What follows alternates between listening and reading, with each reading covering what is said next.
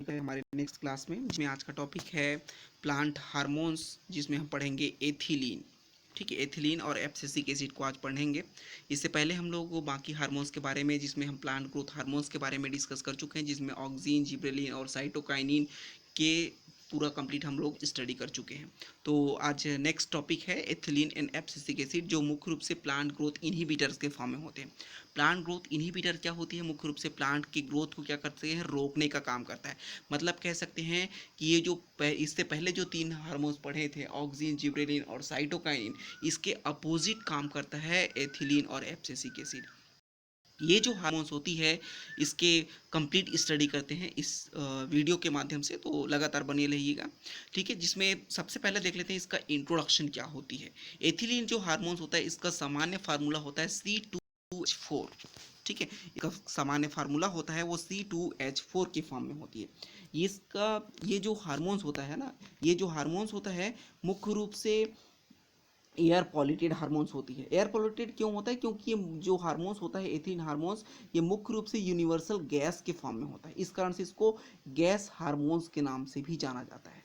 ठीक है, चूंकि वो गैस के फॉर्म में, तो आसानी से वो एयर के साथ बाइंड हो सकता है, और एयर के साथ बाइंड होगा तो एयर को क्या कर देगा?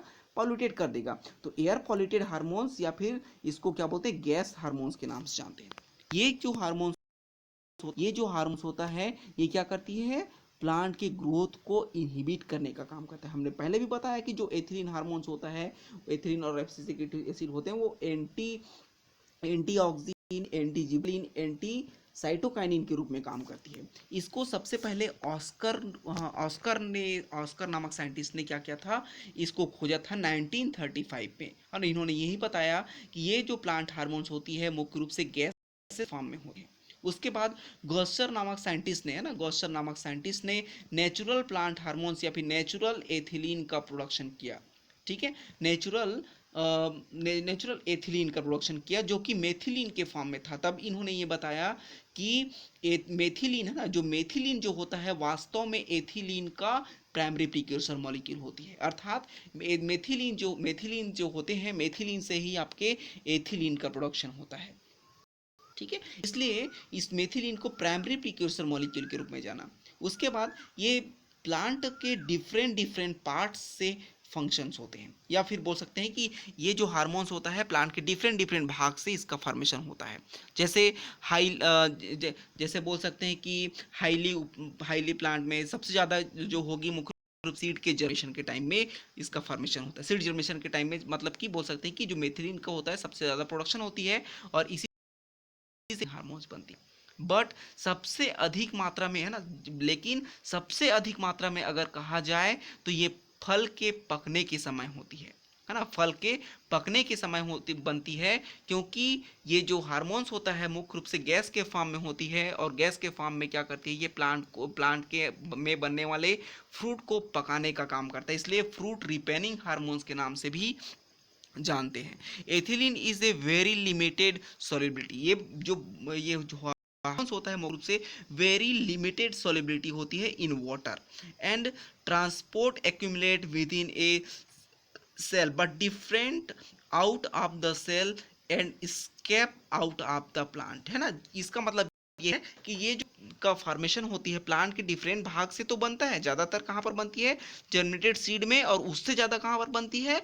तो पके हुए फल पर बनती है, जो कि आसानी से गैस के फॉर्म में होने के कारण ये प्लांट के डिफरेंट पार्ट तक पहुंच जाता है। इसके बाद नेक्स्ट नंबर देखते हैं। तो नेक्स्ट नंबर है इसका जो स्ट्रक्चर होता है, या फिर बोल सकते हैं इसका जो फंक्शन होता है, इसके आधार पर इसके कुछ इंपॉर्टेंट पॉइंट्स है, जिसको हम देख लेते हैं। जो ये एथिलीन जो हार्मोन्स होता है, प्लांट पर ट्रिपल रिस्पॉन्स कराता है, या फिर ट्रिपल रिस्पॉन्स टेस्ट होता है ना। फर्स्ट नंबर, इट इज, है ना, it is in the triple response test. ये जो होता है मुख्य रूप से ट्रिपल रिस्पॉन्स टेस्ट करता है। अब ट्रिपल रिस्पॉन्स टेस्ट क्या होता है, इसको थोड़ा सा पढ़ेंगे तो समझ में आ जाएगा। ठीक है, सेकेंड पॉइंट है, it can be placed in the group of both stimulator and inhibitor, but largely is the growth inhibitor. ठीक है। ये क्या होती है, एथिलीन हार्मोन्स होता है, स्टिमुलर तो होता है, स्टिमुल तो करती है, लेकिन सबसे ज्यादा क्या काम करता है, इनहिबिटर हार्मोन्स के रूप में होता है। लार्जली यहाँ पर लिखा हुआ है, बट लार्जली इस ग्रोथ इनहिबिटर, सबसे अधिक मात्रा में क्या होती है, ग्रोथ इनहिबिटर्स के फॉर्म में होती है। ठीक है। थर्ड पॉइंट देख लेते हैं, it is the it is the only hormones which in the gas at normal temperature and pressure. ठीक है। ये जो एथिलीन हार्मोन्स होती है मुख्य रूप से नॉर्मल टेम्परेचर और प्रेशर में भी वो गैस के फॉर्म में होता है। Since it is a since it is a gas, it can move in air to hence any fruit kept with repent fruit get repent too। ठीक है। मतलब कि क्या होता है, इस सेंटेंस का मतलब क्या होता है कि इस जो गैसी हार्मोन्स होता है ये एयर में जाती है और किसको बढ़ाने का काम करता है, फ्रूट रिपेनिंग की प्रक्रिया को बढ़ाने का काम करता है। ठीक है। लास्ट में जैसे हम लोग डिस्कस कर चुके हैं कि जिसका प्राइमरी प्रीकर्सर मॉलिक्यूल होता है वो मेथिलीन के फॉर्म में होता है। अब इसमें फर्स्ट लाइन पढ़े थे, it is in the triple response test. ये मुख्य रूप से टेस्ट होता है, इसको हम डायग्राम के माध्यम से देखते हैं। जनरल अगर प्लांट की बात करते हैं तो ये जो प्लांट होता है मुख्य रूप से तो तीन भागों से मेन बना होता है। ठीक है। तो सबसे पहला होता है इसके रेडिकल वाले भाग, इसके ऊपर होता है सबसे ऊपर वाला भाग। तो इसका जो रेडिकल होता है, रेडिकल होती है जिसको में रूट सिस्टम बनते हैं, और एपिकल वाला भाग होता है जिसमें सूट बनता है। ठीक है। अगर यहाँ पर देखेंगे तो यहाँ पर आपके रेडिकल है, बीच वाला इसका हाइपोकोटाइल है और ऊपर वाला है कॉटलीडन। ठीक है। तो कॉटलीडन और रेडिकल के बीच में जो गैप होता है या फिर जो एरिया होता है इसको बोलते हैं हाइपोकोटाइल। ठीक है। ये क्या होती है, इसके ट्रिपल रिस्पॉन्स का मतलब होता है कि ये जो हार्मोन्स होता है, एथिलीन हार्मोन्स होता है, प्लांट के लॉन्गिट्यूडिनल ग्रोथ को क्या करती है, इनहिबिट करती है ना। प्लांट के लॉन्गिट्यूडिनल ग्रोथ इसके बदले में क्या करती है, इसके हॉरिजॉन्टल ग्रोथ को बढ़ाता है, मतलब कि इसके थिकनेस को स्वेलिंग करा देता है। ठीक है। यही होता है इसका ट्रिपल रिस्पॉन्स।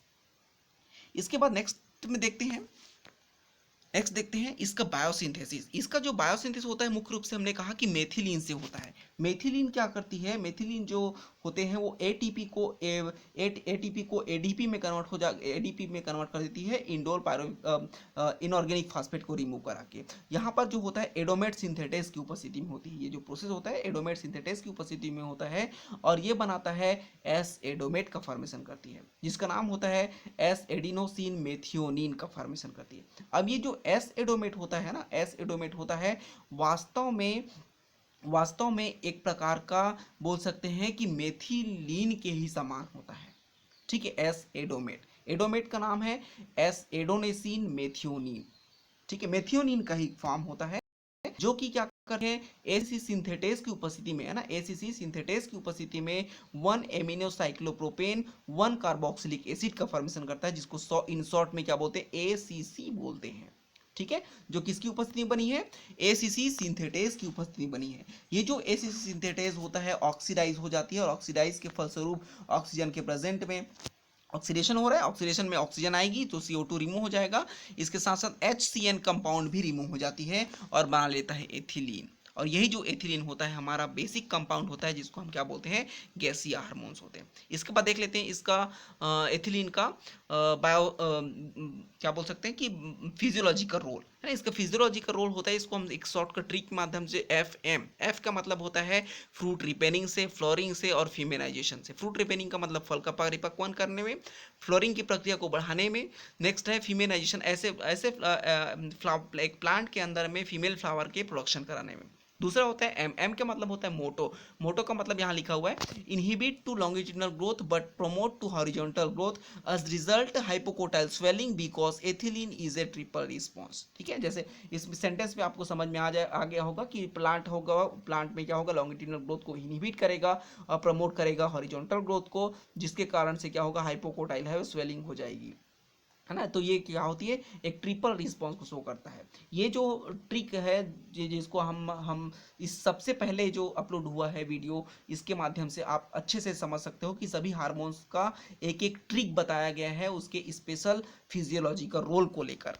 ठीक है। तो मैं सजेशन देना चाहूँगा कि आप उस वीडियो को जाकर देखें और समझें। नेक्स्ट इसके फिजियोलॉजिकल और रोल देख लेते हैं। तो फ्रूट रिपेनिंग में फलों को तोड़कर पकाने में एथिलीन हार्मोन्स या सेपा का यूज़ किया जाता है। नेक्स्ट है सेनेसेशन तथा एब्सिशन की प्रक्रिया को स्टिमुलेट बढ़ाने के लिए कर सकते हैं। पाइनएप्पल को यूनिफॉर्म फ्लोरिंग को स्टिमुलेट कराने में कर सकते हैं। फीमेल फ्लावर को बनाने के लिए यूज़ कर सकते हैं। प्लांट की लंबाई को रोककर उसकी चौड़ाई में ग्रोथ कराने के लिए कर सकते हैं। रूट हेयर के डेवलपमेंट को प्रमोट करने में कर सकते हैं, है ना, क्योंकि प्लांट है वो आगे ग्रोथ नहीं कर रही है, उसके केवल बोल सकते हैं कि हाइपोकोटाइल है वहीं भी बस ग्रोथ कर रहा है। तो इससे क्या होती है, उसके लेटरल रूट को क्या करती है, फॉर्मेशन के लिए स्टिमुलेट करता है। पोटैटो एंड पीनट जो सीड होती है के सीड जर्मिनेशन में हेल्प करता है ना। सीड डोमिनेंस को ब्रेक करने का काम करती है। जो सीड डोर्मेंसी स्टेज में रहता है उसको क्या करती है, तोड़ने का काम करता है। ऑक्सीजन की पोलन प्रकृति को रोकने का काम करता है। ठीक है, इसके अलावा भी बहुत सारे डिसीज होते हैं इसके द्वारा। तो क्योंकि ये एयर पॉल्यूटेड हार्मोन्स है तो इसके मुख्य रूप से स्लीपिंग डिसीज होती है, स्लीपिंग डिसीज हो सकता है। एपिनेस्टी की प्रक्रिया देखने को मिलता है इस हार्मोन्स के यूज करने के कारण। एपिनेस्टी क्या होती है, इसमें प्लांट के पत्ती क्या होती है, कुछ का आधा भाग क्या होता है वाटर ऊपर रहता है और आधा भाग क्या होती है प्लांट के वाटर के अंदर होती है, इसको बोलते हैं एपिनेस्टी। ये ग्रोथ की प्रक्रिया को क्या करता है, इनहेबिट टू लॉन्गिट्यूडनल ग्रोथ, जैसे हम पहले जान चुके हैं। नेक्स्ट है apogeotropism. Root is the not grow to positive geotropism. इसके कारण से क्या होती है, प्लांट तो ग्रोथ नहीं करता है। प्लांट अगर हाइट में ग्रोथ नहीं करेगा तो जाहिर सी बात है कि इसका रूट भी ग्रोथ नहीं करेगा, है ना। इसको एपोजियोट्रोपिज्म कहा जाता है। एपिकल डोमिनेंस, एपिकल भाग को क्या करता है, डोमिनेट कर देता है, रोक देता है। सेनेसेशन एब्सिशन को स्टिमुलेट करता है, बढ़ा देता है।